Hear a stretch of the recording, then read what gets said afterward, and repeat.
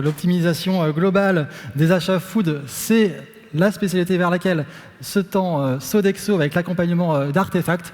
Ils vont en parler beaucoup mieux que moi. Henri Apt de Sodexo et Alexandre Thion de la Chaume d'Artefact, qu'on peut accueillir, s'il vous plaît. Soyez les bienvenus, messieurs. Je t'en prie. Bonjour à tous. Donc aujourd'hui, avec Alexandre, nous allons vous parler de la manière dont nous sommes parvenus à optimiser un portefeuille de références produits et plus globalement l'ensemble du processus supply associé à l'aide de la data. Alors, c'est un sujet qui est particulièrement important pour Sodexo pour deux principales raisons. La première raison, c'est notre raison d'être. Notre raison d'être qui consiste à offrir un meilleur quotidien à chacun pour construire une vie meilleure pour tous. Et cette raison d'être, elle se décline dans un certain nombre d'activités, comme la restauration collective, comme le facility management, le service et les avantages aux collaborateurs. Mais surtout, cette raison d'être, elle nous force à être extrêmement performants en termes d'approvisionnement. Pour l'atteindre, il nous faut absolument disposer de la bonne référence, au bon endroit, au bon moment, et bien sûr, au meilleur prix. Et la deuxième raison pour laquelle c'est un sujet important pour nous, c'est tout simplement l'envergure du groupe. Sodexo, nous sommes le premier employeur privé français dans le monde, avec plus de 400 000 employés, et nous servons plus de 100 millions de repas par jour. Donc je vous laisse imaginer la quantité de pommes de terre, de cuisses de poulet, de courgettes, d'huile, de tout ce que vous voulez que cela représente. C'est gigantesque, et donc la performance de notre fonction supply a un impact essentiel sur la performance opérationnelle globale du groupe. Et donc pour toutes ces raisons, ce sujet de l'optimisation de notre portefeuille de références produits a attiré l'attention d'une équipe qui s'appelle l'AI et Data Factory, à laquelle j'appartiens, parce que notre mission, c'est d'accompagner les business units, les géographies, les plateformes de Sodexo à mieux exploiter les données que nous collectons. Donc nous avons une douzaine de produits en portefeuille, et pour celui-ci, nous avons travaillé avec notre partenaire Artefact. Merci Henri. Effectivement, je suis ravi de partager aujourd'hui avec Henri sur ce cas d'usage qui est très emblématique de ce qu'on fait chez Artefact. Artefact, notre métier, c'est d'accompagner nos clients dans leur transformation data et plus concrètement de répondre à des questions business avec de la data et de la technologie. Donc on a un terrain de jeu assez large. On travaille sur des sujets de transformation, de data marketing, de pricing, de data-driven sales, de supply chain, qui est évidemment le cœur de la discussion aujourd'hui. Donc on est ravis de partager, et d'autant plus qu'on va essayer de le faire de manière très pragmatique et concrète pour projeter comment est-ce qu'on peut transformer une fonction qui, historiquement, n'est pas le terrain de jeu privilégié des sujets data. On a un bon exemple avec des résultats, donc ravi de partager aujourd'hui sur ce qu'on mène avec les équipes Sodexo depuis maintenant quelques deux ans et demi.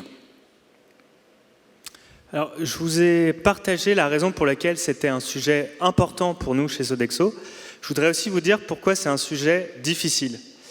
Et je vais prendre l'exemple de la Grande-Bretagne, qui est le premier pays du groupe au sein duquel nous avons déployé une solution qui s'appelle Product Swap depuis 1 an et demi.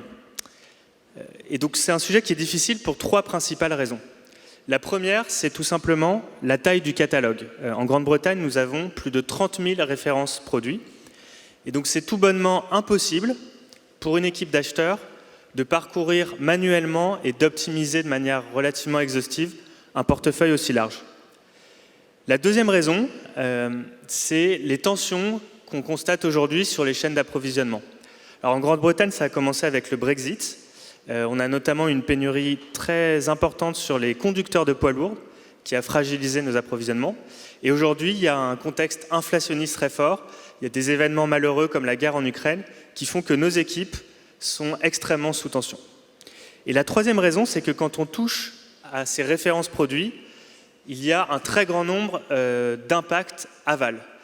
Quand on change la cuisse de poulet qu'on achète chez un fournisseur, ça va avoir des impacts sur la recette, ça va avoir des impacts sur la préparation de la nourriture par nos équipes, et ça va avoir des impacts aussi sur nos marges arrière. Et donc, quand on travaille sur ce genre de problématique, on est obligé d'inclure, de travailler avec un écosystème d'acteurs très large. Donc en conclusion, c'est quelque chose qui est important, c'est quelque chose qui est difficile, et donc nous avons décidé d'outiller nos équipes supply avec un produit qui s'appelle ProductSwap. Donc effectivement, quand on a pensé la solution ProductSwap, on a gardé deux grands principes fondamentaux en tête. Le premier principe, cœur, c'est qu'un acheteur n'est pas nécessairement un expert de la data. Et donc en termes d'usage et d'expérience pour lui, il a fallu concevoir une expérience extrêmement simple, fluide, évidemment automatisée pour optimiser ses achats. Le deuxième principe majeur, c'est de garder en tête qu'un acheteur, il est en tout cas expert de son métier. Il connaît son panel fournisseur, il connaît la relation, l'historique, le contexte de marché, il sait quels ingrédients sont nécessaires pour quelle recette. Et donc, ce dont il n'a pas besoin, c'est d'être forcé dans ses choix avec des règles mécaniques qui diraient qu'une référence peut être échangée contre une autre pour obtenir tel type de gain. En fait, ce dont il a besoin, c'est, compte tenu du volume de références qu'a évoqué Henri, c'est d'être aidé, d'avoir de manière beaucoup plus simple des recommandations d'optimisation de son panel fournisseur et de ses produits, qui lui indiquent évidemment le gain, parce qu'in fine, un de ses mandats à l'acheteur, c'est évidemment d'optimiser sa catégorie, mais également en prenant en compte toutes les contraintes très opérationnelles qu'il y a quand on fait un métier de restauration. Et c'est exactement à ce besoin-là qu'on a répondu et qu'on répond avec ProductSwap, en offrant une expérience qui soit extrêmement simple pour l'acheteur, totalement automatisée et exhaustive, et qui l'aide très concrètement dans son quotidien pour optimiser ses achats. Donc ce qu'on voulait aujourd'hui, c'était aussi vous projeter dans la peau d'un acheteur. Alors, il ne vous a pas échappé qu'on vit une période d'inflation qui semble s'accélérer. Et le quotidien d'un acheteur, quand il a un fournisseur qui lui veut lui pousser une hausse de prix, imaginons la catégorie aile de poulet, qui est un achat significatif pour Sodexo, l'acheteur va avoir une expérience extrêmement simple pour y répondre. Donc il va sélectionner une référence d'aile de poulet, peut-être en format 800 grammes d'un fournisseur, et il va ensuite, d'une manière extrêmement simple, préciser toutes les contraintes ou les conditions qui permettraient de changer une référence. On l'a dit, derrière des achats, il y a des cuisines, il y a des plats. Et donc l'acheteur, il n'a pas envie de dégrader la qualité. Il veut du label rouge, il veut de la certification sur des origines d'élevage. Il veut peut-être, pour des contraintes logistiques, avoir des références et des fournisseurs qui sont capables de livrer dans telle ou telle zone géographique. Donc il va rentrer un certain nombre de conditions qui sont encore une fois très opérationnelles compte tenu de l'ensemble du process de cuisine et de recettes. Et de manière totalement automatisée et exhaustive, la solution ProductSwap va lui suggérer de manière structurée l'ensemble des scénarios et des possibilités d'optimisation. Et c'est pour ça que c'est un outil d'aide au choix, c'est que l'acheteur va pouvoir évidemment accepter ou refuser une recommandation en fonction du contexte, de la connaissance qu'il a de son marché, de ses fournisseurs, et donc valider ou non des recommandations d'optimisation.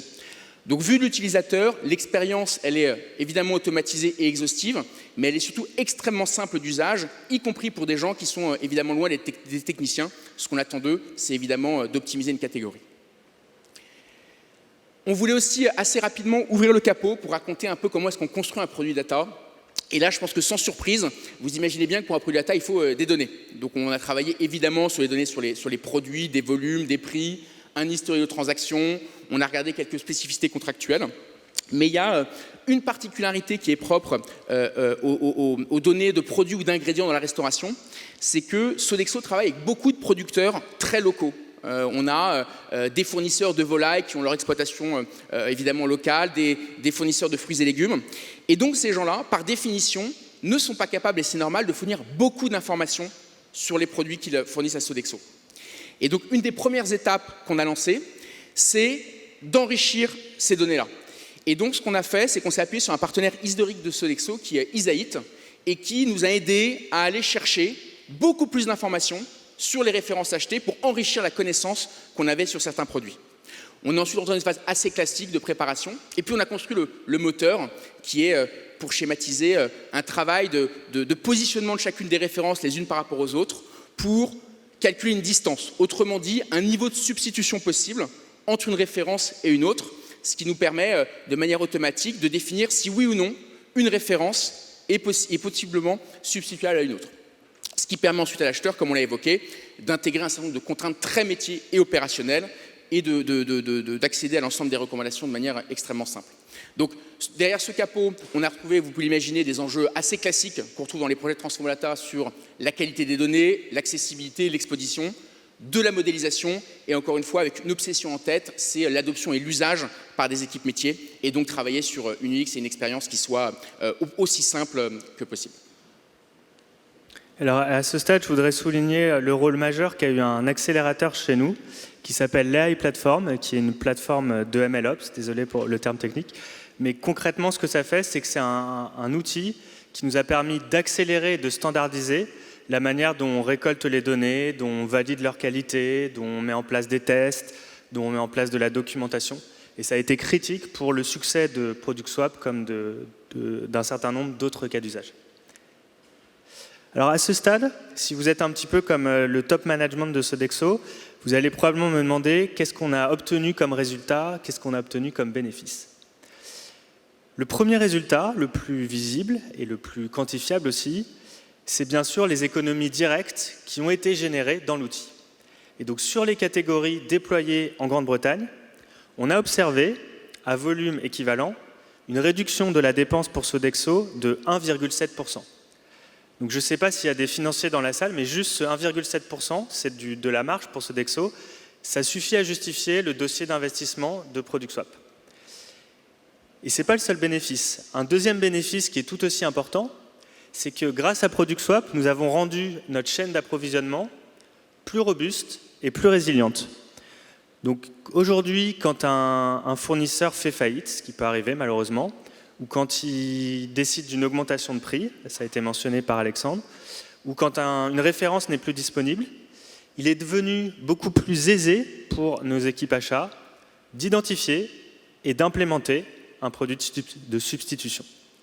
Et puis le troisième bénéfice, c'est que finalement, c'est un outil qui nous permet de fonctionner dans une logique de modélisation et de scénario.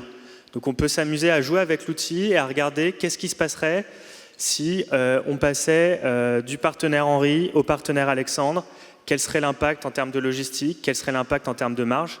Et donc ça augmente aussi notre pouvoir de négociation avec nos fournisseurs, mais aussi avec nos clients. Et donc tous ces résultats nous ont mis l'eau à la bouche, comme probablement vous commencez aussi à la voir à cette heure de la journée.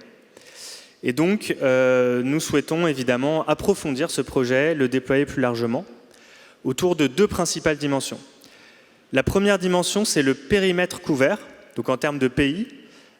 Aujourd'hui, nous avons l'Amérique du Nord, le Brésil, la France en ligne de mire. Également en termes de catégories, parce que la logique qu'on vous a montrée aujourd'hui, elle peut tout aussi bien s'appliquer à des produits d'entretien et de nettoyage, par exemple, pour notre activité Facility Management.